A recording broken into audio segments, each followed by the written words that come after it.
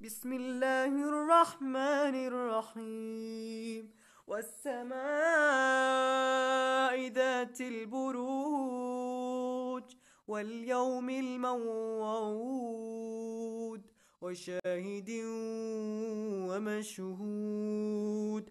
قتل أصحاب الأخدود النار ذات الوقود إذ هم عليها قود وهم على ما يفعلون بالمؤمنين شهود. وما نقموا منهم إلا أن يؤمنوا بالله العزيز